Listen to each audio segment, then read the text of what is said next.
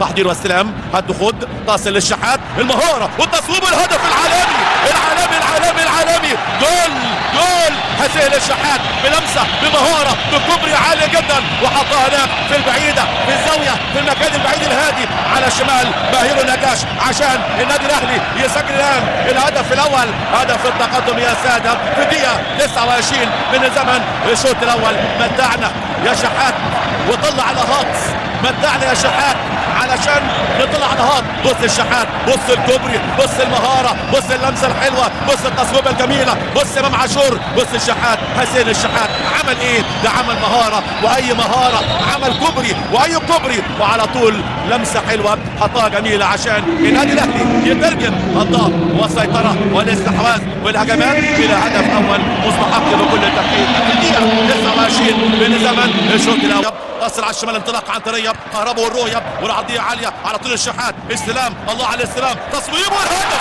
الله الله الله الله عليك يا ولد، الله حسين الشحات النهارده بيعمل عظمه في ارضيه الملعب. العب يا حسين، سجل يا حسين، اضرب يا حسين، امضي يا حسين، والنهارده حسين الشحات يسجل الهدف الثاني، عملوها تاني وسجلوا الهدف الثاني، نجم المباراه ونجم الشباك حسين الشحات يسجل يا سيده الهدف الثاني في دقيقه 58 من عمر اللقاء. اي استلامه، اي استلام واي مهاره، بص العرضيه جميله جدا، استلام يدرس، المهاره موجوده في اقدام حسين الشحات، استلام واي استلام، ثم تصويبه واي تصويبه، وهدف والله جميل. حسين الشحات سجل هدفين، كل هدف احلى من الهدف الثاني، كل هدف احلى من الهدف الثاني. حسين الشحات هدف اول في عبد القادر، عاوز يعدي، انطلاق راح هرب بمهاره بسرعه غير عاديه، عبد القادر المهاره واللمه، عبد القادر والباصه، لسه صلاح لعبد القادر لما كورته حلو، عدى حلو، هوبا تصويب والهدف،